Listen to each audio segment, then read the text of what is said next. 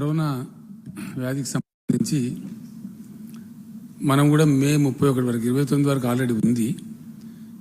31 మే వరకు లాక్డౌన్ పొడిగించాలని చెప్పి కూడా ఈరోజు క్యాబినెట్ వ్యూ తీసుకున్నది, ఫైనల్ వ్యూ. ఆ సందర్భంలో ఉదయం నుంచి కూడా నిన్న కేంద్ర ప్రభుత్వం అనేక విషయాలలో మార్గదర్శకాలు ఇచ్చిన తర్వాత మనం కూడా ఏ వ్యూహం అనుసరించాలా, ఎట్లా ముందుకు పోవాలా అనే చర్చ జరిగింది విస్తృతంగా. దానికి హెల్త్ మినిస్టర్ రాజేందర్ గారు, హెల్త్ సెక్రటరీ గారు, ఆ డిపార్ట్మెంట్ ఉన్నతాధికారులు ఒక వ్యూహం రూపొందించి ప్రస్తుతం ఉన్నటువంటి కరోనా వ్యాధి పరిస్థితి అవలంబించాల్సిన వ్యూహం వాళ్ళు చెప్పిన తర్వాత కేబినెట్ సమగ్రంగా చర్చించి ఒక అవగాహనకు వచ్చి ఈ నిర్ణయం తీసుకోవడం జరిగింది. దానిలో రాష్ట్రంలో కంటైన్మెంట్ ఏరియాస్ తప్ప అన్ని జోన్లను కూడా గ్రీన్ జోన్లుగా రాష్ట్ర ప్రభుత్వం డిక్లేర్ చేస్తూ ఉంది. అంటే కంటైన్డ్ ఏరియా, దానిలో ఇప్పటికీ ఎఫెక్ట్ అయినటువంటి ఇల్లు, వ్యక్తులు లేదా అపార్ట్మెంట్స్, దాని పరిసరాలు ఎంత ఏరియా కంటైన్ చేయాలనేది దానికి ఒక టెక్నికల్ సిస్టమ్ ఉంది. ఆ సిస్టమ్ ప్రకారం 1452 కుటుంబాలు ఈ కంటైన్మెంట్ ఏరియాలో ఉంటాయి.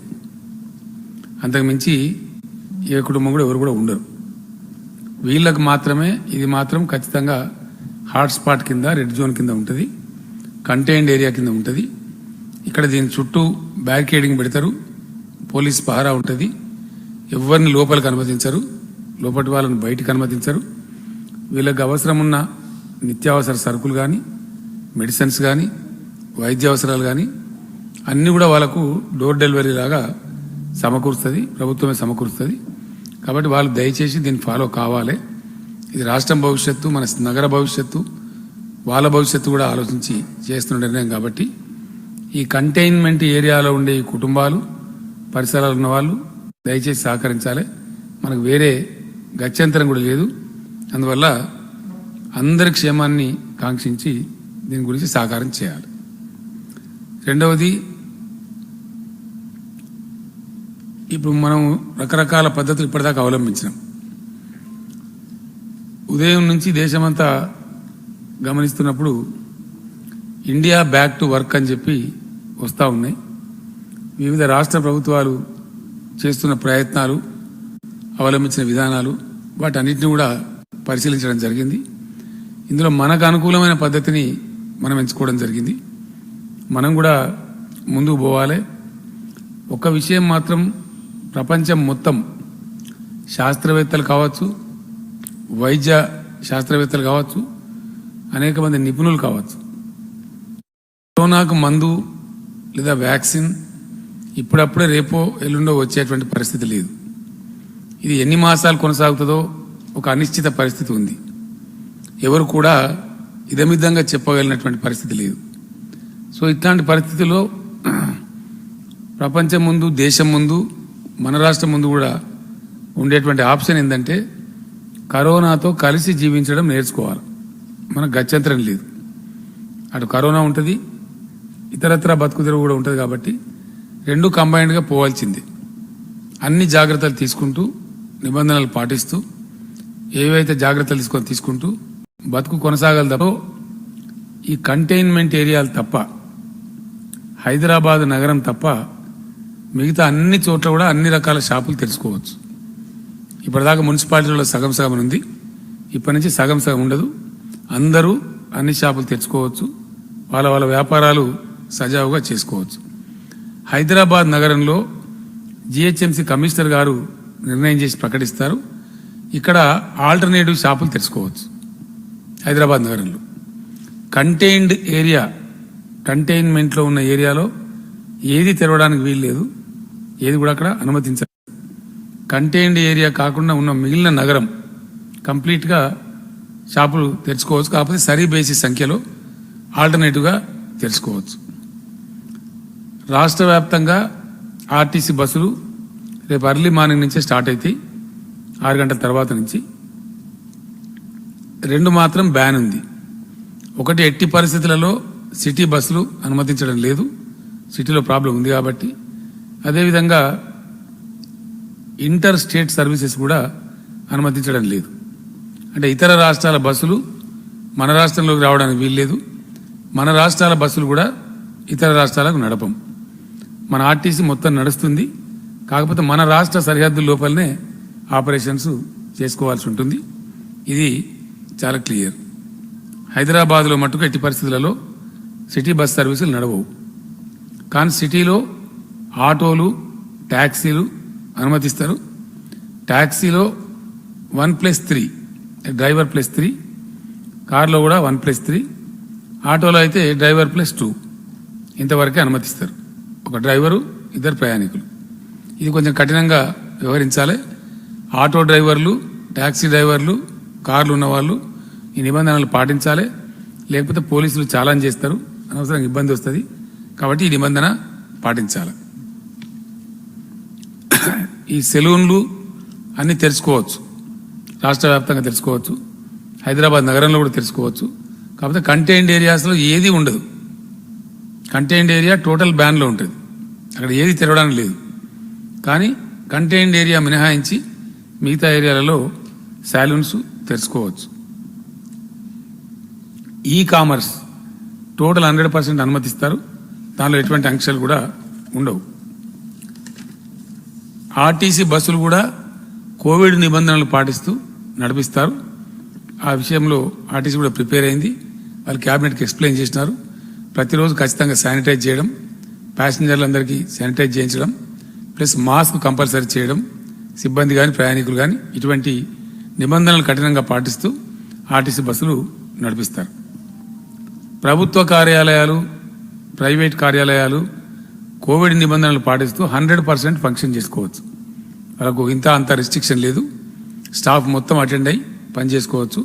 కాకపోతే జాగ్రత్తలు తీసుకోవాలి, కోవిడ్ నిబంధనలన్నీ కూడా పాటించాలి, శానిటేషన్ కానీ వగైరా కానీ ఆ విధంగా పనిచేసుకోవచ్చు. పరిశ్రమలు, ఫ్యాక్టరీలు, మ్యానుఫ్యాక్చరింగ్ యూనిట్లన్నీ కూడా కోవిడ్ నిబంధనలు పాటిస్తూ 100% ఎవరి పని వారు చేసుకోవచ్చు.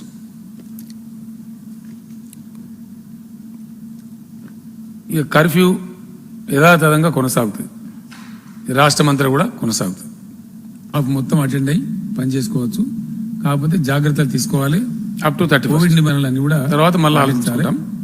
శానిటేషన్ కానీ వగైరా కానీ ఆ విధంగా అన్ని మతాల యొక్క ప్రార్థనా మందిరాలు బంద్ ఉంటాయి, ఇవి కూడా తెరవరు. అన్ని మతాలకు సంబంధించిన మతపరమైన ఉత్సవాలు కూడా బందే ఉంటాయి, ఏది కూడా అట్లా అనుమతి లేదు. అట్లానే function halls, malls, cinema halls అన్ని కూడా బంద్ ఉంటాయి, దేన్ని అనుమతించరు. సభలు, ర్యాలీలు, సమావేశాలు 100%. Education institutions will be open. తర్వాత బార్స్, పబ్స్, క్లబ్స్, ఈ స్పోర్ట్స్, స్విమ్మింగ్ పూల్స్, స్టేడియాలు, జిమ్లు, జిమ్నాస్టియమ్స్, పార్కులు, అమ్యూజ్మెంట్ పార్కులు ఇవన్నీ కూడా బంద్ ఉంటాయి. వాటి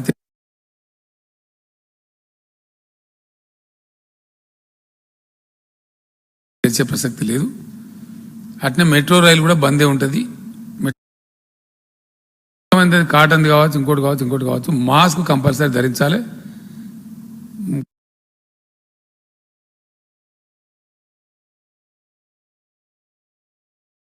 కొంచెం ఇక్రిసాట్ పటాన్చెరులో రావడానికి ఉన్న ఏకైక కారణం టిపికల్ ల్యాండ్ మిక్సే కాబట్టి అట్లా వచ్చింది. ఇక్కడ నల్లరేగడి నేలలు ఉన్నవి,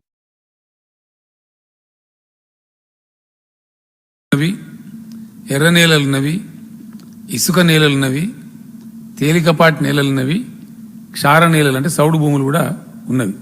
ఇట్లా 5 రకాల నేలలున్నాయి. మనకు వాతావరణ పర్యావరణ సమశీతోష్ణ వలయం ఉంది, అంటే ట్రాపికల్ వెదర్. వాతావరణ మండలం, పర్యావరణ మండలం రెండు కూడా చాలా అనుకూలంగా ఉంటాయి. ఇవి సమశీతోష్ణంగా ఉంటాయి. ఎక్స్ట్రీమ్ చల్లగా ఉండదు, ఎక్స్ట్రీమ్ టెంపరేచర్స్ ఉండవు, మంచి ట్రాపికల్ వెదర్ ఉంటుంది. అన్ని రకాల పంటలు పండడానికి అనుకూలమైన వాతావరణం కూడా మన రాష్ట్రంలో ఉంది.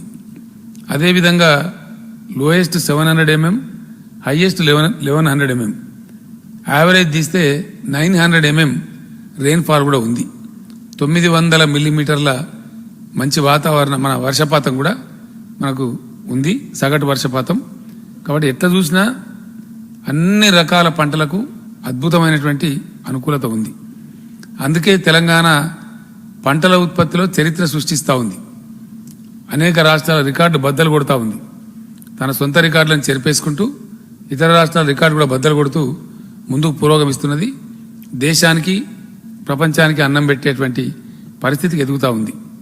ఈ సంవత్సరం అద్భుతమైనటువంటి పంటలు పండినాయి. వీటికి తోడు ఇరిగేషన్ ప్రాజెక్టులు కూడా చకచక బడిబడిగా నడుస్తూ చాలా వరకు పూర్తి దశకు చేరుకుంటా ఉన్నాయి. వాటి ఫలితాలు మనం చూస్తూ ఉన్నాం. కాబట్టి అద్భుతమైనటువంటి వ్యవసాయ రాష్ట్రంగా ఉంటుంది. వీటికి తోడు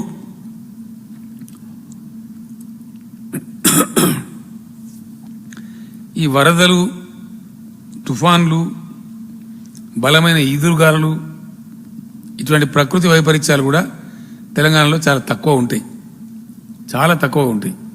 అందువల్ల వ్యవసాయానికి మంచి అనుకూలంగా ఉంటుంది. వృత్తి నైపుణ్యం కలిగినటువంటి రైతాంగం కూడా పుష్కలంగా తెలంగాణలో ఉన్నారు, అన్ని రకాలు. ఈవెన్ గ్రేప్ గార్డెన్స్లో కూడా ఒకప్పుడు అగ్రగామిగా ఉండేది. అనబ్ షాహీ అనే ఒక వెరైటీ హైదరాబాద్ సిగ్నేచర్ ఫ్రూట్ కింద ఉండేది.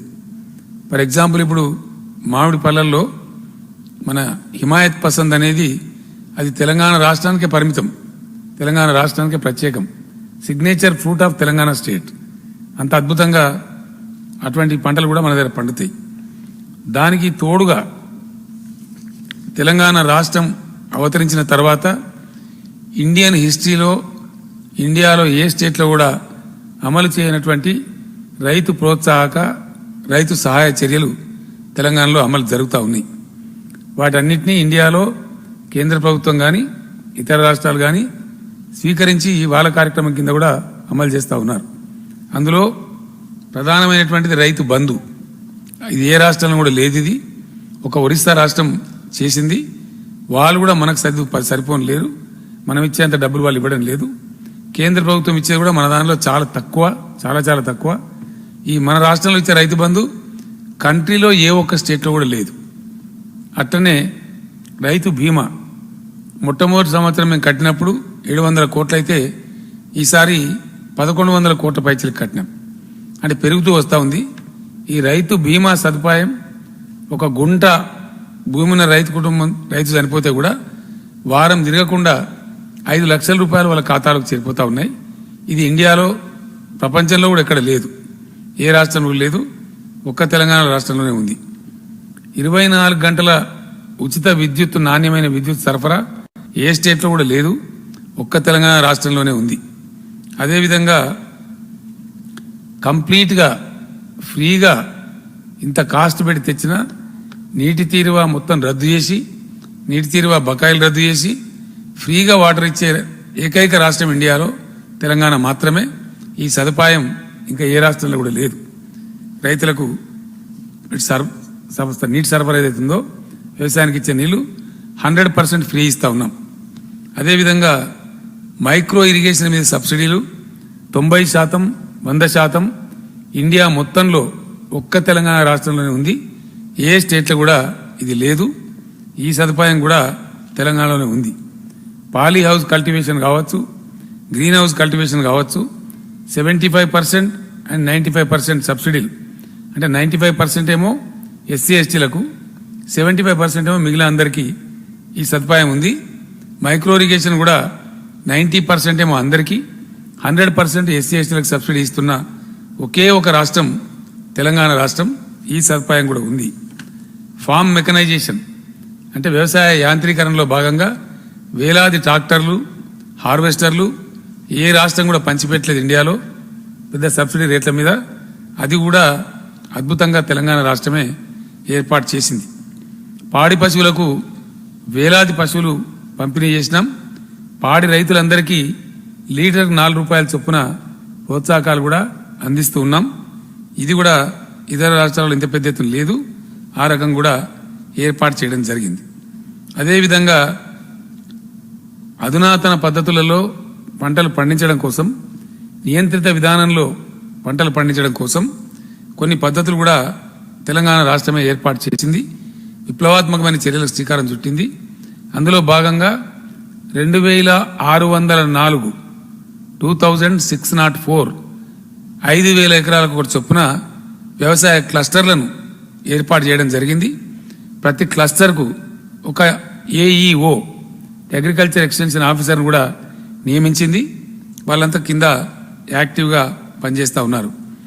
గతంలో ఉన్నటువంటి ఎరువులు విత్తనాల కొరతను కూడా పూర్తిగా అధిగమించి సకాలంలో రైతాంగానికి వాటిని సరఫరా చేస్తూ ఉన్నాం. ఆ విషయం రైతాంగానికి తెలుసు, అందరికి కూడా తెలుసు. అదేవిధంగా కల్తీ విత్తన వ్యాపారుల మీద ఇండియాలో ఏ స్టేట్ పెట్టలేదు. తెలంగాణ స్టేట్ మాత్రమే పీడీ యాక్ట్ విధించి వాళ్ళ మీద కఠిన చర్యలు తీసుకుంటా ఉన్నాం. ఇది కేంద్ర ప్రభుత్వాన్ని ఒప్పించి ఈ పీడీ యాక్ట్ తేవడం జరిగింది. ఇప్పుడు కూడా అదే పద్ధతిలో ముందుకు పోతూ ఉంటాం. ఈసారి బడ్జెట్లో ఈ 2604 క్లస్టర్లలో రైతు వేదికల నిర్మాణం కోసం 350 కోట్లను కూడా కేటాయించడం జరిగింది. రాబోయే 6 నెలల్లో ఆ క్లస్టర్ల నిర్మాణం కూడా పూర్తి చేయాలని ఈరోజు వీడియో కాన్ఫరెన్స్లో కలెక్టర్లను ఆదేశించడం జరిగింది. ఈ విధంగా అనేక ప్రోత్సాహకాలు, అనేక రకాల ప్రోత్సాహాలు, అనేక రక్షణలు కల్పిస్తున్నటువంటి పరిస్థితులు ఇక్కడ వచ్చినాయి. కాబట్టి వ్యవసాయంలో ఎవరి ఊహలు కూడా తలకిందులు చేస్తూ ఎవరు ఊహించని విధంగా చాలా విప్లవాలు వస్తూ ఉన్నాయి. రికార్డు స్థాయిలో వరి దిగుమతి కానీ, రికార్డు స్థాయిలో ఇతర పంటల దిగుమతి కానీ తెలంగాణకు సాధ్యమవుతా ఉంది.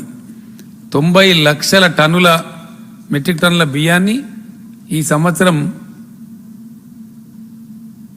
పీడీఎస్ కింద ఎఫ్సిఐకి తెలంగాణ ఇవ్వగలిగింది. అంటే చాలా పెద్ద విప్లవాత్మకమైన మార్పు. ఇది చరిత్రలో ఎప్పుడు లేదు. This is all time record. ఎప్పుడు చేసినా 20 lakh టన్స్ 30 lakh టన్స్ ఇంతవరకే ఉండేది, కానీ ఏనాడు 50 లక్షలు దాటలేదు. First time in the history ఈరోజు అద్భుతంగా చేస్తూ ఉంది. దీనిలో నియంత్రిత విధానాన్ని పాటిస్తే ఇప్పుడు ఈ కరోనా వచ్చిన సందర్భంలో ఇండియాలో ఏ రాష్ట్రంలో కూడా రైతులు పండించిన మొత్తం ధాన్యాన్ని ప్రభుత్వం ఎక్కడ కూడా కొంటలేరు. వాళ్ళ కర్మానికి వాళ్ళు వదిలేసినారు. కరోనా ఉందనే ఉద్దేశంతో 7,000 పైచిలకు కొనుగోలు కేంద్రాలు గ్రామాలలో తెరిచి గ్రామాలకే హమాలీలను అందరినీ కూడా పంపించి అక్కడనే టోటల్ ధాన్యాన్ని కనీస మద్దతు ధర ఇచ్చి ప్రభుత్వమే కొంటా ఉన్నది. ఇప్పుడు ఇండియాలో ఏ స్టేట్ కూడా ఈ విధంగా కొంటలేదు. ఇది మొత్తం యావత్ దేశానికి తెలుసు, ప్రపంచానికి తెలుసు, అందరికి కూడా తెలుసు. ఈ సదుపాయం కూడా తెలంగాణ ప్రభుత్వం కల్పించింది. ఈ పద్ధతులలో ఇవన్నీ చేస్తూ పోతుంటే ఫలితాలు వస్తూ ఉన్నాయి. అయితే రైతాంగం ఒక నియంత్రిత విధానంలో వ్యవసాయం చేయాల్సిన అవసరం ఉంది. గవర్నమెంట్ గత నెల రోజులుగా నాతో సహా వ్యవసాయ శాఖ మంత్రి నిరంజన్ రెడ్డి గారు, civil supplies minister Gangula Kamalakar గారు, మేమంతా కూడా పరిశోధన చేస్తూ ఉన్నాం. అనేక సమావేశాలు నిర్వహించినాం. రైస్ మిల్లర్స్తో కావచ్చు, యూనివర్సిటీ ప్రొఫెసర్లతో కావచ్చు, వైస్ ఛాన్సలర్లతో కావచ్చు, అనేక వ్యాపార సంస్థలతో కావచ్చు సమావేశాలు నిర్వహించినాం. దీని మీద తేలిన అంశం ఏంటంటే తెలంగాణలో పండుతున్న పత్తి అద్భుతమైన పత్తి పండుతా ఉంది. అంతర్జాతీయ స్టాండర్డ్లో ఉంది. భారతదేశంలో పండే పత్తి రకాలలో the best cotton produced by Telangana and Vidarbha. ఈ 2 పంటలకే నిన్న మొన్న స్వామినాథన్ గారు అని చెప్పి తిరుపూర్ నుంచి వచ్చినారు. ఆయన పరిశ్రమల మంత్రితో మాట్లాడినారు.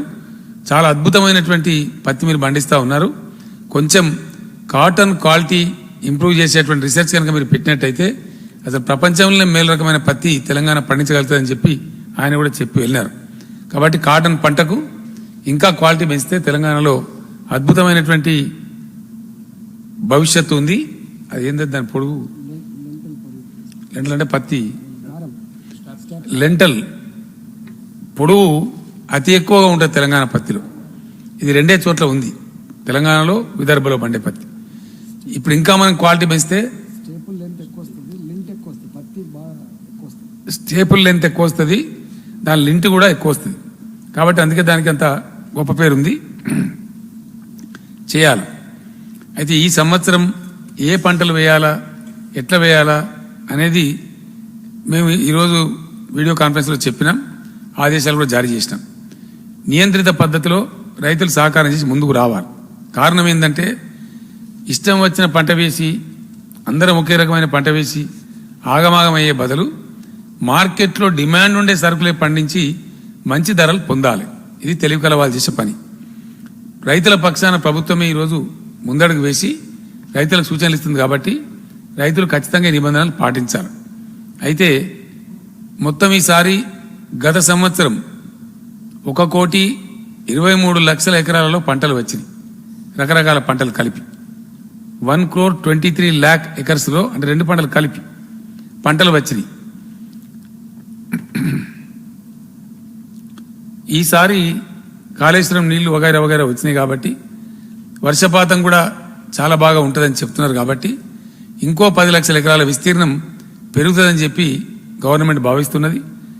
ఆల్మోస్ట్ 1,33,35 లక్షల వరకు వ్యవసాయం తీసుకుపోయే పరిస్థితి ఉంటుంది. కాబట్టి రైతులు దీన్ని ఫాలో కావాలి. ఈసారి ప్రభుత్వం అన్ని ఆలోచన చేసి నిర్ణయించిన ప్రకారం 70 లక్షల ఎకరాలలో పత్తి పంటను పండించాలి. 70 lakh ఎకర్స్. మనకు ఆల్రెడీ పోయిన సంవత్సరం 53 లక్షల ఎకరాలు పండించినారు. కాబట్టి ఇంకో 16-17 లక్షలు విస్తరించడం అనేది పెద్ద సమస్య కాదు, చాలా సులభంగా పోవచ్చు. పత్తి పెట్టే రైతులకు నేను ఒకటే మాట మనవి చేస్తా ఉన్నా. ఒకటి, మన రకం బాగుంది, మనకు డిమాండ్ ఉంది మన కాటన్కి. రెండవది, గతంలో వర్షాధార పత్తి ఎక్కువ వేసినాం. ఇప్పుడు నీళ్లు వచ్చినాయి కాబట్టి, గ్రౌండ్ వాటర్ పెరిగింది కాబట్టి మీరు ప్రాజెక్టు వాటర్ కింద పత్తి పంటలు వేయండి, బోర్ల కింద పత్తి పంటలు వేయండి. నీళ్లు పారిచ్చే పత్తి దిగుబడి ఎక్కువ వస్తుంది, 15 నుంచి 20 క్వింటాలు వస్తుంది. వచ్చినప్పుడు ఖర్చులు పోను, నికరంగా రైతుకు ఎకరానికి 50,000 మిగులుతుంది. కాబట్టి చాలా లాభసాటిగా ఉంటుంది. అందువల్ల అదే మీరు మొక్కజొన్న వేసినా, వరిచేను వేసినా, వానాకాలంలో మొక్కలైనా సరే వడ్లైనా సరే 25-26 క్వింటాలకు మించి పండవు. ఖర్చులు పోను, చేతికి వచ్చేది ఒక 20,000 కన్నా మించి రాదు. ప్రభుత్వం చెప్తున్నది ఏంటంటే మీరు వరిచేను మొత్తమే వేయద్దని కాదు, ఏ రకాలు వేస్తే లాభమో ఆ రకాలకు నేను వివరిస్తాను. కాబట్టి పత్తి చేను పెంచుదాం, దానికి మీరు ముందుకు రావాలి, లాభం ఎక్కువ ఆర్జించాలి, మీరు ధనవంతులు కావాలని ప్రభుత్వం ఆశిస్తూ ఉంది. 70,000 ఎకరాలలో 70 లక్షల ఎకరాలలో పత్తి పంటలు వేద్దాం. వర్షాకాలంలో 40 లక్షల ఎకరాలలో వరి చేను వేద్దాం. పోయిన సంవత్సరం కూడా 40 లక్షల ఎకరాలలో వేసినాం. అట్లానే ఈ సంవత్సరం కూడా 40 లక్షల ఎకరాలలో వేద్దాం. ఏ రకాలు వేయాలనేది ప్రభుత్వం చెప్తుంది, ఆ రకాలు మాత్రమే వేయాలి. ఎందుకంటే మీకు ఈజీగా అమ్ముడు పోవాలి, డబ్బులు రావాలి, కనీసం మద్దతు ధర రావాలి. కాబట్టి ఆ రకాలు వేస్తే డిమాండ్ ఉన్న వాటిని మేము కనిపెట్టినాం. ఇప్పుడు శాస్త్రజ్ఞులు కానీ వ్యాపారస్తులు అందరూ కలిసి దాన్ని మీకు చెప్తారు, ఆ రకంగా జరగాలి. రెండవది, ఈ సరే తర్వాత చెప్తాను నేను. మళ్ళీ కందులు వర్షాకాలంలో మక్క పంట వేయద్దని మేము రైతులకు చెప్తా ఉన్నాం. మక్క పంట వేసే బదులు నువ్వు కంది పంట వేయి, పత్తి పంట వేయి. ఎందుకంటే మక్క 25 క్వింటాల కన్నా ఎక్కువ రాదు. అదే ఇది వేస్తే లాభం ఎక్కువ వస్తుంది. మక్క వేస్తే కొనేవాడు లేడు. ఎందుకంటే మన రాష్ట్రం మీద మనం నియంత్రణ పెట్టుకోగలుగుతాం, కానీ పక్క రాష్ట్రాల మీద మనకు నియంత్రణ లేదు. ఈరోజు ఏం జరుగుతూ ఉందంటే పక్క రాష్ట్రం నుంచి, ఛత్తీస్గఢ్ నుంచి కావచ్చు, బీహార్ నుంచి కావచ్చు, మహారాష్ట్ర నుంచి కావచ్చు, మేము 1100కే ఇచ్చిపోతాం మక్కలని చెప్పి తిరుగుతూ ఉన్నారు. వాళ్ళు 1000 రూపాయలకే ఇచ్చిపోతామని తిరుగుతూ ఉన్నారు. మరి మనకు 1670 రూపాయలు రాదు, గిట్టుబాటు రాదు, 1760 రూపాయలు రాదు. ఈసారి కరోనా ఉందని గవర్నమెంట్ కొన్నాం, కానీ ప్రతిసారి కొనలేం. ఎందుకంటే గవర్నమెంట్ వ్యాపార సంస్థ కాదు, ఎవ్రీ ఇయర్ కొన్నది ప్రభుత్వం. కష్టం ఉంది, ఇప్పుడు వ్యాధి బారిన ప్రజలు పడద్దని కొన్నాం, కానీ ఎవ్రీ టైం కొనం. కాబట్టి ఇబ్బంది అవుతుంది. మన రాష్ట్రంలో మక్కల వినియోగం 25 లక్షల టన్నుల వరకు ఉంది. మన పోల్ట్రీ ఫామ్ కావచ్చు, స్టార్చ్ ఫ్యాక్టరీలు కావచ్చు, కొంత ఫీడ్ కావచ్చు, 25 లక్షల టన్నుల మక్కలకు మన గిరాకీ ఉంది. వర్షాకాలంలో మక్క పంట పెట్టకూడదు, యాసంగిలో మక్క పంట పెడదాం. ఎందుకంటే యాసంగిలో పెడితే ఏంది, 35 నుంచి 40 క్వింటాలు పండుతుంది. పంట దిగుబడి ఎక్కువ వస్తుంది, రైతుకు లాభం ఎక్కువ వస్తుంది. కాబట్టి వర్షాకాలంలో పండించద్దు, యాసంగిలో కంపల్సరీ పండించాలి. ఎంత పండించాలని ప్రభుత్వం చెప్తుంది యాసంగి పంట వరకు. కాబట్టి యాసంగి పంటలో పండిద్దాం. దయచేసి మక్క పంట వర్షాకాలంలో వేయవద్దని మేము చెప్తా ఉన్నాం. దానికి బదులు కంది పంట వేయమని చెప్తా ఉన్నాం. కంది 15 లక్షల వరకు పోదాం. గతంలో 6 లక్షలు పండించినారు, ఇప్పుడు 15 లక్షల వరకు పోదాం. కందికి డిమాండ్ ఉంటుంది, పప్పు కూడా అమ్ముతుంది. కంది వేసే రైతులకు నేను హామీ ఇస్తా ఉన్నా, కంది పంట మొత్తం రాష్ట్ర ప్రభుత్వమే కొనుగోలు చేస్తుంది. మీకు ఒక గంట కూడా లేట్ కాకుండా కంది పంట మీరు వేసినట్టయితే 15 లక్షల ఎకరాలలో టోటల్గా మీకు మద్దతు ధర ఇచ్చి రాష్ట్ర ప్రభుత్వమే కొనుగోలు చేస్తుంది. కాబట్టి హ్యాపీగా మీరు కంది పంట వేసుకోవచ్చు. మళ్ళీ మనకు ప్రభుత్వానికి డబ్బులు తిరిగి వస్తాయి, నష్టం లేదు. కాబట్టి కంది పంట వేయమని చెప్పి నేను రైతాంగాన్ని కోరుతా ఉన్నా. అదేవిధంగా మనకు జనరల్గా అంటే ఇప్పుడు ఎంతవరకు వచ్చినా మనం 70 లక్షలు కాటన్, 40 లక్షలు వరి, 1 crore 10 lakhs, 15 లక్షలు కంది, 1,25,00,000 అయిపోయింది ఇక్కడికి. ఇవి పోను స్వతహాగా వేసే పంటలు కొన్ని ఉంటాయి మనకు. 2 లక్షల ఎకరాలలో కూరగాయలు పండిస్తారు, వాళ్ళకి ఇబ్బంది లేదు, వాళ్ళు పండించవచ్చు. నిజామాబాద్, నిర్మల్, జగిత్యాల జిల్లా ప్రాంతాలలో పసుపు పండిస్తారు మన రైతులు. కేసముద్రం, మహబాద్లో కూడా పండిస్తారు. వీళ్ళు 1,25,000 ఎకరాలు పత్తి పంట వేస్తారు, వాళ్ళు వేసుకోవచ్చు. వాళ్ళకు కూడా పసుపు వాళ్ళకు ఇబ్బంది లేదు. మన డోర్నకల్, మహబూబాబాద్, నర్సంపేట, కొన్ని ఇతర ప్రాంతాలలో ఎండుమిర్చి పంట బాగా పండిస్తారు, మంచి లాభసాటికి పండిస్తారు. వాళ్ళు కూడా 2.5 లక్షల ఎకరాలు మిర్చి పంట వేసుకోవచ్చు. వాళ్ళ గురించి ఎటువంటి అభ్యంతరం లేదు. సోయాబీన్స్ పంట కూడా మన ఆదిలాబాద్, నిజామాబాద్ జిల్లాలో కొంత వేస్తారు. అది దాదాపు 3-3.5 లక్షలు వేస్తారు. వాళ్ళు నిరభ్యంతరంగా వాళ్ళందరూ వేసుకోవచ్చు. ఇప్పటికే ఉన్నటువంటి కొన్ని మామిడి తోటలు, బత్తాయి తోటలు, పండ్ల తోటలని వాళ్ళ పొలాలు బాగా సాగు చేసుకోవచ్చు. వీళ్ళందరికీ కూడా రైతు బంధు నిరాఘాటంగా ఇస్తాం. కానీ వరి పంట ప్రభుత్వం చెప్పింది వేయకుండా వేరే వేస్తే వాళ్ళకి రైతు బంధు సదుపాయం రాదు. బంధు ఇప్పించండి అని మేము చెప్తా ఉన్నాం. అదే ప్రకారం డబ్బు రిలీజ్ చేస్తా ఉన్నాం. రైతు బంధు కింద వ్యవసాయ శాఖ ఆల్రెడీ 2,000 crores రిలీజ్ చేసినాం. కాబట్టి ఈ రిపోర్ట్ తెప్పించుకొనే డబ్బులు ఇస్తాం. కాబట్టి ఆ ప్రకారం పోవాలి. అందువల్ల మనకు నష్టం రాకుండా ఉన్నానంటే ప్రభుత్వం చాలా ఆలోచించి చెప్తున్నది. కాబట్టి మనం ఈ విధంగానే ముందుకు పోదాం. రైతులందరూ ముందుకు రావాలి, సహకారం చేయాలి, దీన్ని సక్సెస్ చేసుకోవాలి. అద్భుతమైన వ్యవసాయ రాష్ట్రంగా తెలంగాణ అవతరిస్తున్నది, ఇంకా అవతరించబోతా ఉంది. కాబట్టి అంతర్జాతీయ మార్కెట్లో డిమాండ్ ఉంది. మనకి ఇప్పుడు వస్తలేదు అంత సైజు, అందువల్ల మనకు లేదు. ఇంతకుముందు మనకి ఎవడి చెప్పలే. ఇప్పుడు ఒక మ్యాండేట్ ఇచ్చినాం వ్యవసాయ యూనివర్సిటీకి, 6.5 millimeters పైనే ఉండే వంగడాలు సృష్టించాలి, రాబోయే రోజులలో సరఫరా చేయాలని చెప్పినాం.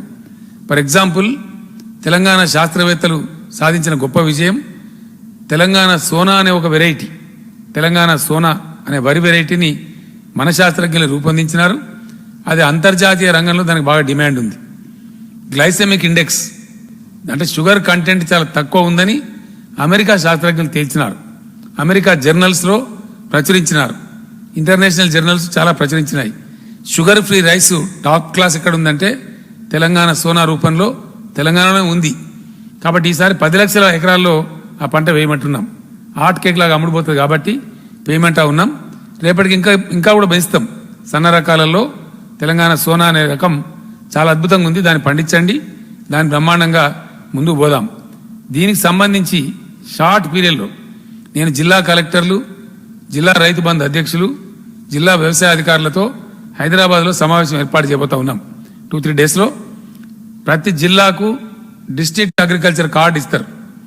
ఏ పంట ఏ జిల్లాలో ఎంత వేయాలి వ్యవసాయ మంత్రి గారు, శాస్త్రవేత్తలు అందరు కలిసి నిర్ణయిస్తున్నారు. వర్క్షాప్ నిన్న జరిగింది యూనివర్సిటీలో, రేపు కూడా చేస్తారు. ఆ ప్రకారంగా అన్ని జిల్లాలకు అన్ని పంటలు కేటాయిస్తారు, ప్రతి పంట కూడా కేటాయిస్తారు. మన దగ్గర మ్యాపింగ్ ఉంది. పోయినసారి ఎక్కడ పత్తి పంట బాగేసిండ్రు, ఎక్కడ వరి పంట బాగేసిండ్రు, అదంతా కూడా మన దగ్గర వివరాలు ఉన్నాయి. ఆ మ్యాప్ను అనుసరించుకునే ఇప్పుడు కూడా ప్రోగ్రామ్ ఇస్తారు. కాబట్టి దాన్ని ఆ విధంగానే వేసుకోవాలి, అద్భుతంగా ముందుకు పోవాలి.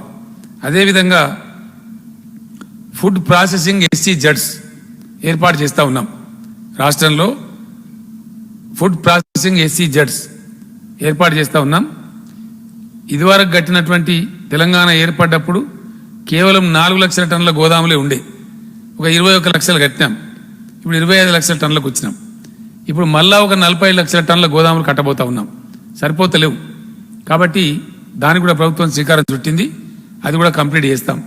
ఇట్లా అనేక మార్పులు తెస్తూ రైతుల లాభం కోసం ఒక పర్మనెంట్ వ్యవసాయక రాష్ట్రంగా, ఒక అభ్యుదయ వ్యవసాయ రాష్ట్రంగా తెలంగాణను తీర్చిదిద్దడానికి మనం ఈ బాటలన్నీ వేసుకుంటా ఉన్నాం.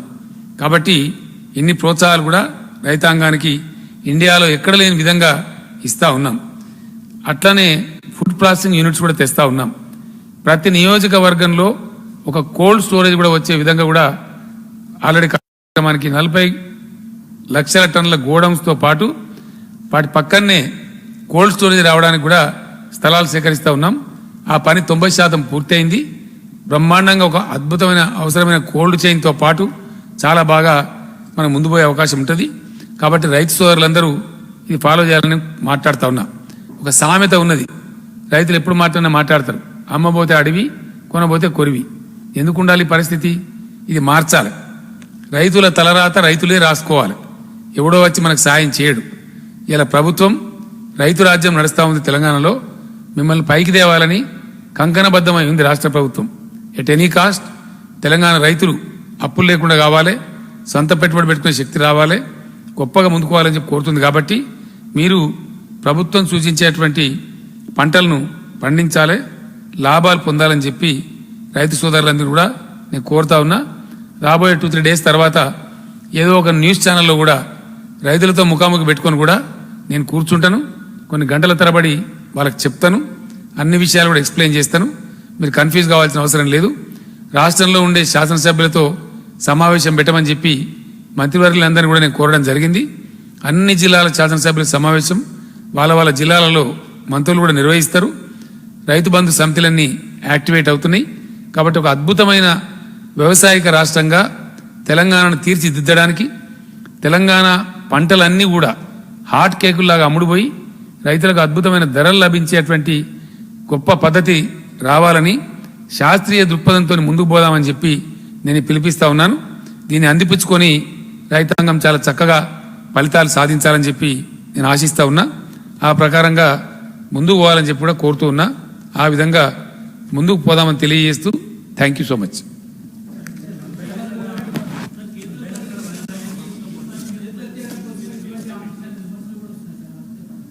ఏమండి,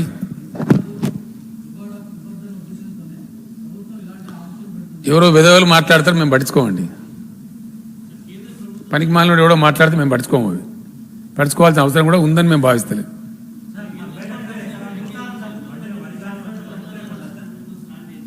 ఏమండి,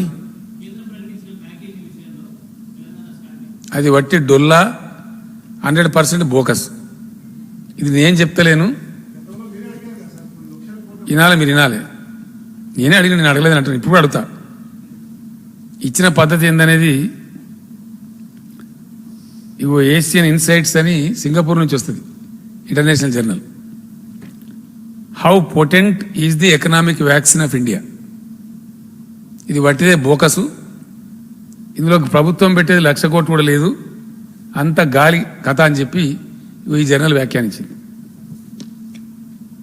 ఇదేంది? జపాన్ నుంచి వెలువడే ఇంటర్నేషనల్ ఎకనామిక్ జర్నల్. దీని పేరు బెర్నిస్ట్ అనేది ఉంది. వీళ్ళు India strategy, dear finance minister, is the aim to revive GDP or to reach the 20 lakh crores number.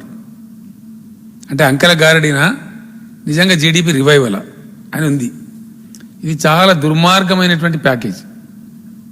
పూర్తి ఫ్యూడల్ విధానంలో ఉంది, నియంతృత్వ వైఖరితో ఉంది. దీన్ని మేము పూర్తి స్థాయిలో ఖండిస్తూ ఉన్నాం. మేము అడిగింది, మేము కోరింది ఇది కాదు.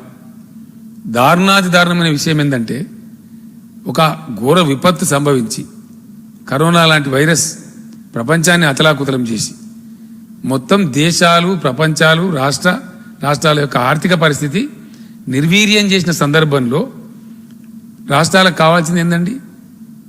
రాష్ట్రాల చేతుల్లోకి నగదు రావాలి అని మేము కోరినాం. ఆ నగదు రాష్ట్రాల చేతుల్లోకి వస్తే అనేక రూపాల్లో ప్రజల్లోకి పంపిణీపోతాం. అది మేము అడిగితే మీరు రాష్ట్రాలను భిక్షగాలుగా భావించి ఒక బెగ్గర్స్ లాగా భావించి ఏం చేసిందండి కేంద్రం? ఇదేనా రిఫార్మ్స్ అమలు చేసే పద్ధతి ఇండియాలో? ఫర్ ఎగ్జాంపుల్ మీకు అర్థం కావాలంటే 2% FRBM పెంచిండ్రు అంటే రేపు తెలంగాణ రాష్ట్రానికి 20,000 కోట్లు వస్తుంది. దానిలో వాళ్ళు పెట్టిన కండిషన్స్ వింటే మీరే నవ్వుతారు. అది అప్పు రాష్ట్రం కట్టుకునేదే. వీళ్ళ మెహర్బాని ఒక రూపాయి నోటు లేదు దాంట్లో.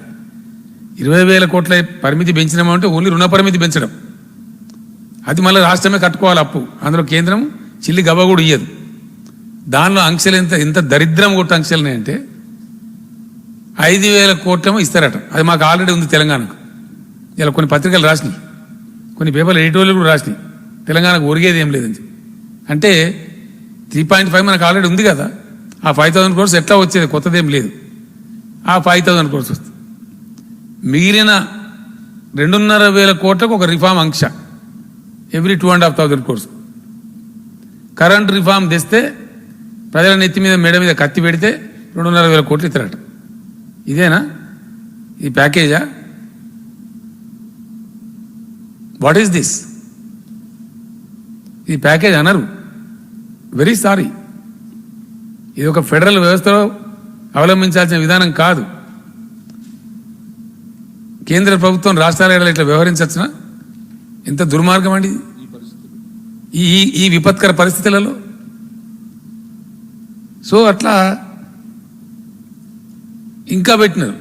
మార్కెట్ కమిటీలలో వాళ్ళు చెప్పిన కేంద్రం పెట్టిన రిఫార్మ్ చేస్తే ఇంకో 2,500 కోట్లు ఇస్తారట. మరి రాష్ట్ర ప్రభుత్వం ఎందుకు ఇడ?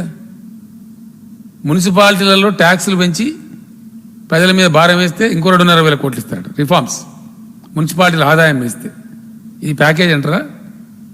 ఏమంటారు దీన్ని? ఏమనాలా? Is it a package?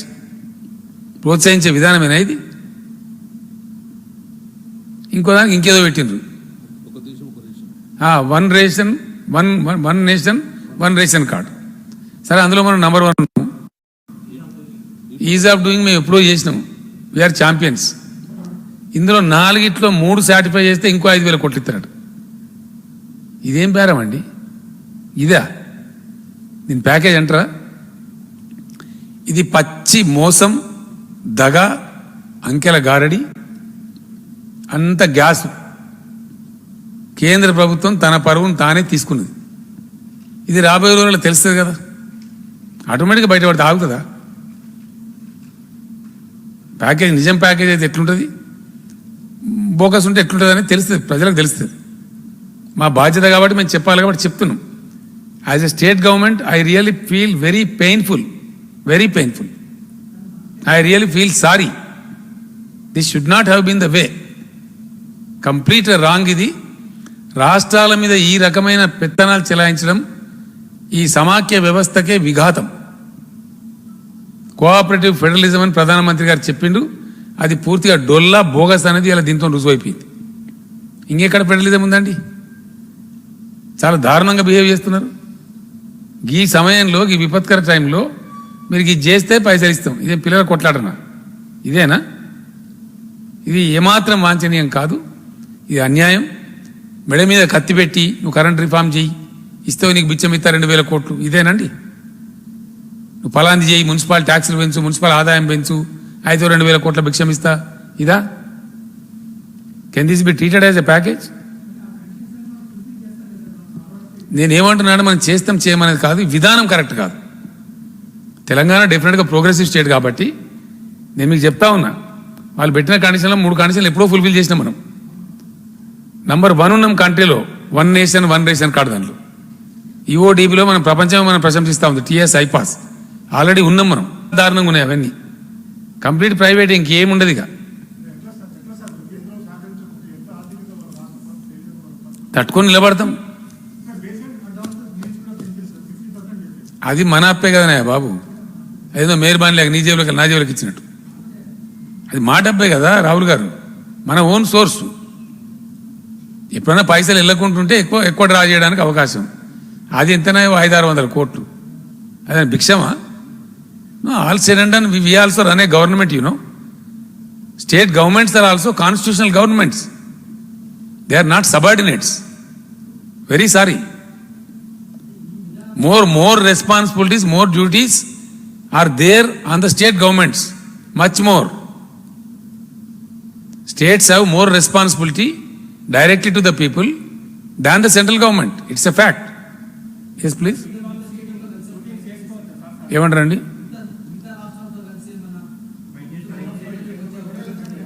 శిశుపాలను కూడా 100 తప్పులు మన్నించారు కదా, పండాలి కదా ఏదైనా కూడా. పండే సమయం వచ్చినా ఎట్లా పండుతుందో ఎట్లా ఫైటింగ్ అయితే చూడండి మీరు. ఏం లేదండి, నాట్ ఎట్ ఆల్.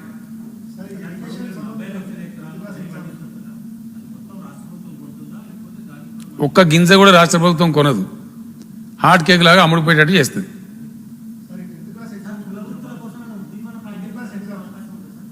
ఒక్క నిమిషం నేను మాట్లాడుతుంది కదా, కోర్టులో ఉంది కదా, సబ్జుడిస్ ఉంది, రేపు ఉంది బహుశా, దాని తర్వాత మాట్లాడదాం.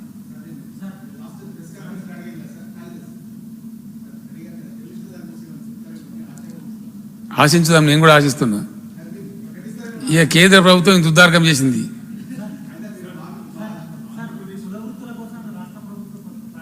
చాలా చేస్తున్నాం కదా బ్రదర్, మేము ఆల్రెడీ చాలా చేస్తున్నాం. అటువంటి అత్యవసరమైన పరిస్థితులను సంభవిస్తే తప్పకుండా ఆదుకుందాం.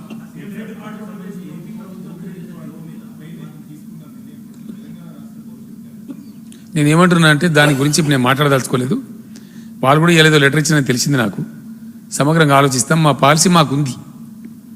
నీటి వాటాలకు సంబంధించి కేసీఆర్కు తెలంగాణ రాష్ట్రానికి స్పష్టమైనటువంటి స్ఫటిక సదృశ్యమైనటువంటి అవగాహన ఉంది. మన హక్కులు వన్ థింగ్ క్లియర్గా చెప్తున్నా నేను, ఉమ్మడి రాష్ట్రంలో మనకు జరిపబడ్డ కేటాయింపులు, అధికారిక కేటాయింపుల మేరకే మనం అన్ని ప్రాజెక్టులు కట్టుకుంటా ఉన్నాం. దాని మేరకే అందరు కూడా ఉండాలని మనం కోరుకుంటా ఉన్నాం. అంతకుమించి నేను కాంట్రవర్సీలకు పోను, సమయం వచ్చినప్పుడు నేను మాట్లాడతాను. నేను ఏమంటున్నానుగా, ఇవిడే ప్రతిపక్షం, అది ఏదో అర్థం ఉండి మాట్లాడితేనేమో నాకు అర్థం కాదు. తమాషా నీళ్ళ గురించి కేసీఆర్ గురించి మాట్లాడతారు, మంత్రి ఉండాలా? అది పరువు తీసుకుని ఎందుకని నాకు అర్థం కాదు. పనికి మాలి అని మాట్లాడే వాళ్ళు నాదాన్ దుష్మన్లా నేను పదే చెప్తున్నా కదా. వాళ్ళు మాట్లాడితే నాకు మైలేజ్ రాదా? పోతిరెడ్డి పాడు మీద అరివీర భయంకరంగా కొట్టినాడు ఎవడా? ఆనాడు చెంచాగిరి చేసిన ఆంధ్ర ముఖ్యమంత్రులు సంచులు మోసినాడు ఎవడా? మళ్ళీ నోరు తెరిస్తే బాగుండదు. ఇక వీళ్ళు మాట్లాడితే ఎట్లుంటుందండి? బాగుండదు కదా. వాళ్ళకి అంశాలు ఎత్తుకోవడం తెలుస్తలేదు పాపం. అది విషయం నాకు అధికారికంగా వచ్చిన 5 నిమిషాలు కదా, మీటింగ్ ఏర్పాటు చేసి ప్రొటెస్ట్ చేసినాం, పంపించినాం కదా, వీఆర్ ఫైటింగ్ కదా. దాన్ని మాట్లాడితే ఇంగితం ఉండాలా?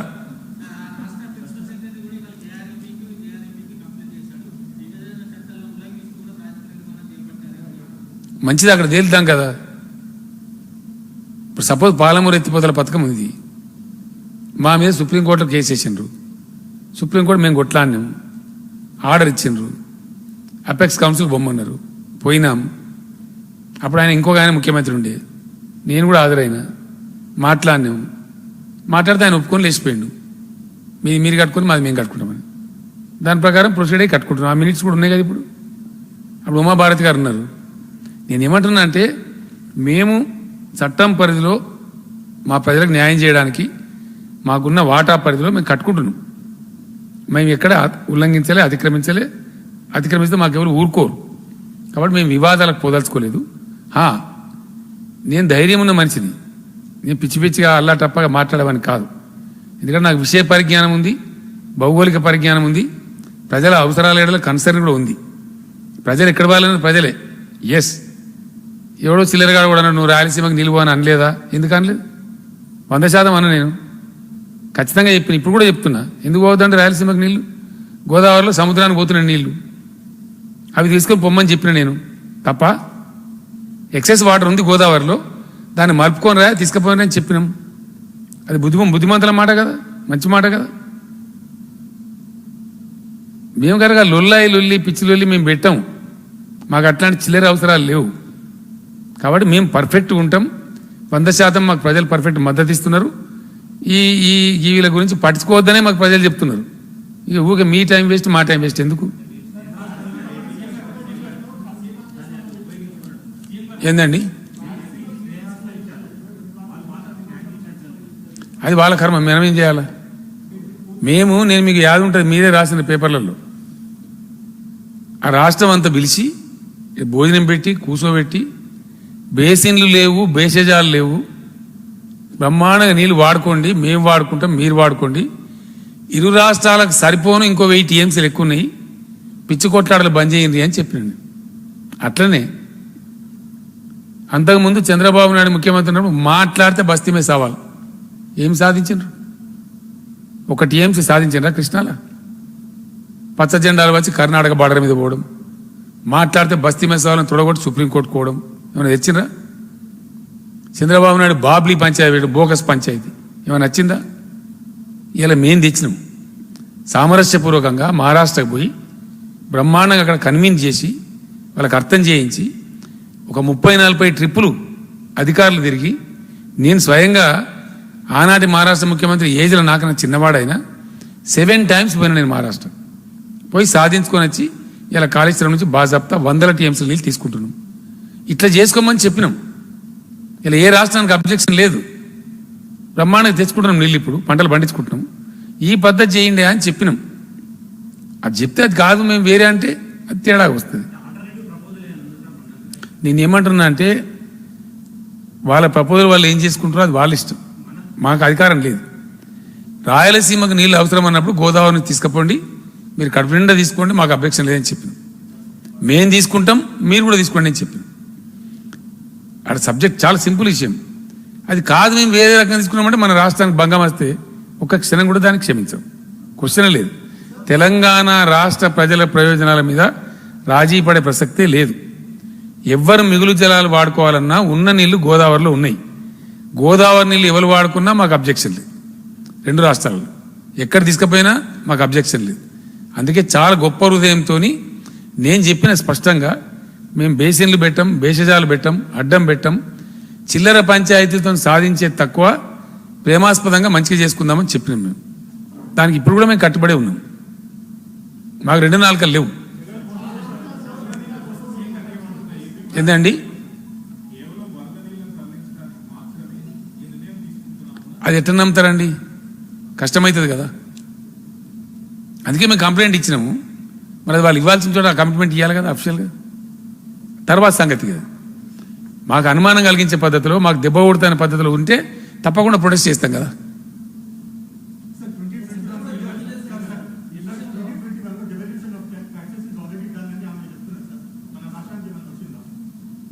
అర్థం కాలే నాకు.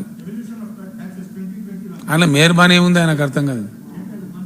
ఆటోమేటిక్ అన్నయ్య బాబు, నేనేమంటున్నా అంటే అది ఎంత వస్తుంది మనదే కదా. దాని పేరు డెవల్యూషన్ ట్యాక్స్ అని పెట్టిన దుర్మార్గం. దాని ఎగ్జాక్ట్ టర్మ్ ఏంటంటే share of states in central taxes. Please note mister Rahul, I request you. Share of states in central taxes, this is constitutional condition.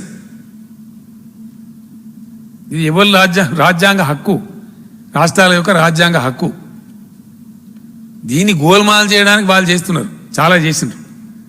చాలా పనులు ఏం చేస్తున్నారు, సెంట్రల్ ట్యాక్స్ రూపంలో తీసుకోకుండా సెస్ల రూపంలో తీసుకొని రాష్ట్రాలను ముంచుతున్నారు. ఇది ఫ్యాక్ట్, ఇది రాయి. ఇది నిజమా కాదా చెప్పాలి దమ్ముంటే.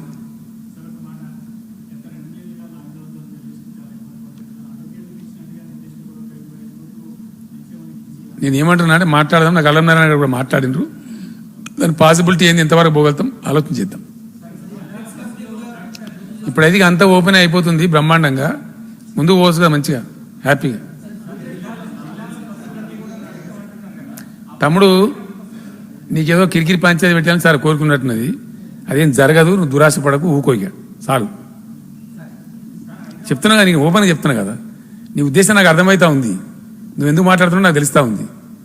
నువ్వు కేసీఆర్తో పెట్టుకోలేవు, కొంచెం జాగ్రత్త. ఇంత ఓపెన్ కుండబద్దలు కూడా చెప్తున్నా కానీ చెప్తారా ఇట్లా. నేను ఏమంటున్నా అంటే ఇట్స్ అ కంటిన్యూస్ ప్రాసెస్, దానిపై ఇష్యూ లేదు కదా. ఒక్కలే బాబు నీ వెనక మాట్లాడుతున్నా.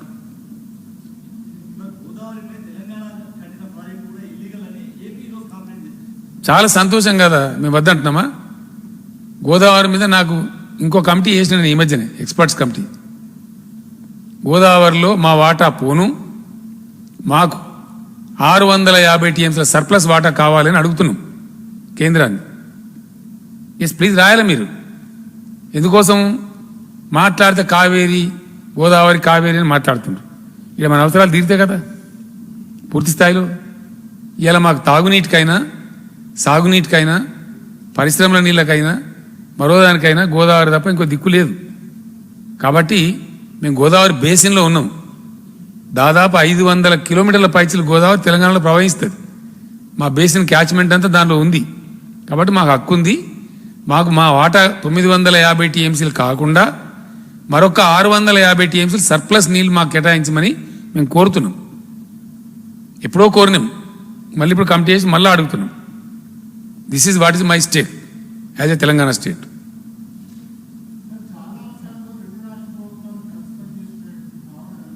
ఇప్పుడు కూడా కలిసే పని చేస్తున్నామే బాబు.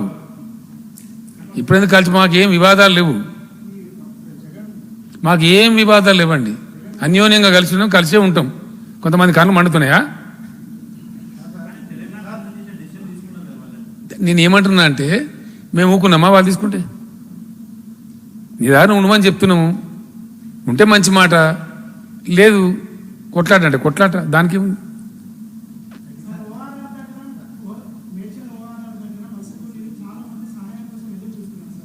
ఇప్పుడు అయిపోయింది కానీ ఎవరి కోసం చూసే అవసరం లేదు. మంచిగా బస్సులని కుళ్ళని ఎక్కడ పోయినా అక్కడ పోవచ్చు, ఏమన్నా దాని పెద్ద. చాలా మంది వస్తూనే ఉన్నారు. ఇప్పుడు ఏముందండి దానిలో పెద్ద ముసుగులో గుద్దులాట లేదు. దేశమంతా అన్ని రాష్ట్రాలు ఇప్పుడు ఓపెన్ అప్ చేసినాయి. కొన్ని సిచ్యువేషన్స్ రాష్ట్ర ప్రభుత్వాలు కంట్రోల్ చేస్తాయి. ఎట్లా అంటే సపోజ్ మహారాష్ట్ర ఉంది, హెవీగా ఉంది అక్కడ కరోనా, మేము బస్సులు నడపలేము, వాళ్ళని రాణిస్తలేము. ఏపీలో కూడా పక్కన హెవీగా ఉంది, బస్సులు పంపుతలేము, బస్సులు రానివ్వం. డెఫినెట్లీ మన జాగ్రత్తలు మనం తీసుకుంటాం కదా. అందువల్ల అందుకే ఇంటర్ స్టేట్ బస్సెస్ నో. కేంద్రం ఇచ్చింది వెసులుబాటు, బట్ మేము నడపలేము. మేము పంపదలుచుకోలేదు, రానివ్వదలుచుకోలేదు. కేంద్రం ఇచ్చిన దానిలో స్పష్టంగా ఉంది, 2 రాష్ట్రాల సమ్మతి ఉంటే అంతర్రాష్ట్ర బస్సులు నడుపుకోవచ్చు. We're not giving consent, we're not sending, we're not allowing.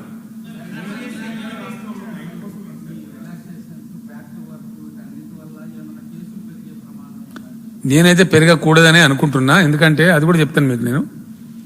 మొన్న మేము కొన్ని మున్సిపాలిటీలలో షాపులు తెరిచినాం, గ్రామాలు మొత్తం తెరిచినాం, మండలాలు తెరిచినాం. అక్కడ గ్రీన్ జోన్లలో ఆటోలు పర్మిషన్ ఇచ్చినాం, ట్యాక్సీలు కూడా పర్మిషన్ ఇచ్చినాం. మరి ఎక్కడి నుంచి మాకు బ్యాడ్ గేమ్ రాలేదు. భగవంతుని దయ వల్ల హైదరాబాద్ సిటీలో అది కూడా వెరీ లిమిటెడ్ నంబర్ వస్తుంది. కానీ మీకు అది ఒక అపార్ట్మెంట్లోనే 30 మందికి వచ్చింది, ఒకటే అపార్ట్మెంట్లో. అట్లా ఒకటే ఇంట్లో 10 మందికి వస్తూ ఉంది. దాని చుట్టూ ఇప్పుడు ఏంటంటే మేము అనుకున్నది కఠినంగా, చాలా కఠినంగా వాటిని గీత గీసి ఒక సీమ దోమ కూడా లోపడి పోకుండా వాళ్ళు బయటికి రాకుండా సీరియస్ కంటైన్ చేయాలని చెప్పి చాలా సుదీర్ఘ చర్చ జరిగింది. హెల్త్ మినిస్టర్ గారు కూడా చాలా పర్టికులర్ ఉన్నారు. అవి చాలా సీరియస్ కంటైన్ చేస్తాం, మిగిలిన ఏరియా అంతా ఫ్రీ చేసుకుంటున్నాం. అయినా అప్రమత్తంగానే ఉండాలి. ఒకటి మాత్రం ఫ్యాక్ట్, ఇది కొద్దిగా డేంజరస్ వైరస్ కాబట్టి చాలా కేర్ఫుల్గా ఉండాలి. దానికి మేము గతంలో నేను చెప్పినట్టుగా 17,000 బెడ్లు రెడీ ఉన్నాయి. మనకు ఫుల్ ఎక్విప్మెంట్ ఉంది. Total complete 100% we are ready to fight any level of battle. కాబట్టి మాకు ఆ భయం కూడా లేదు. తెలంగాణ ప్రభుత్వం సర్వసన్నద్ధంగా ఉంది. ఉండే ఆ వెనక ముందు చూసుకొని మేము ఇప్పుడు రిలాక్సేషన్ ఇస్తున్నాం. మొత్తం కంట్రీ ఇచ్చిన తర్వాత మనం ఇవ్వకపోతే ఆర్థికంగా మనం వెనకబడిపోతాం. కాబట్టి దేర్ ఇస్ నో ప్రాబ్లం. ఇద్దాం, ముందుకు పోదాం. మలేశం గారు సమస్య వస్తుందా చూద్దాం. వస్తే వీల్ గో బ్యాక్. తప్పదు, మనకి ప్రజలు కాపాడుకోవాలి. నేనే చెప్పిన బతికుంటే బలసాగు తినొచ్చని. కాబట్టి మనుషుల ప్రాణాలకి మేము ప్రాధాన్యత ఇచ్చినాం. ముందుకు ఆలోచించుకుందాం, పరిస్థితిని బట్టి సమీక్ష చేసుకుందాం. Thank you.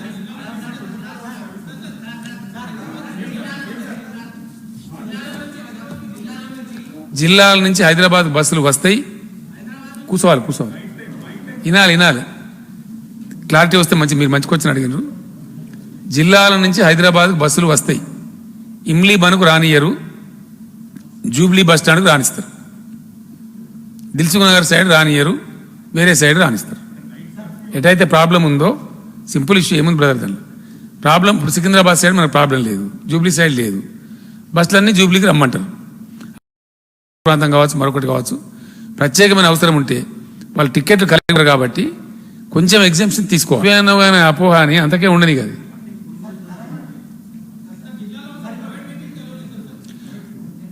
బస్సులు అలో చేస్తున్నాము, ప్రైవేట్ సర్వీసెస్ బస్సెస్ అన్ని అలో చేస్తున్నాము, all contract carriages, own vehicles అన్ని అలో చేస్తారు, దేన్ని కూడా ఆపరు.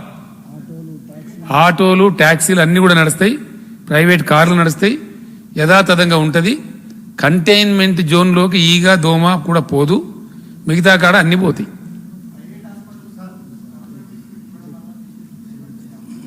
మనం ఏం చేద్దాం దానికి? వాళ్ళ గుబలాటం ఎక్కువ చేయనియరా, అది ఏం పోతుంది?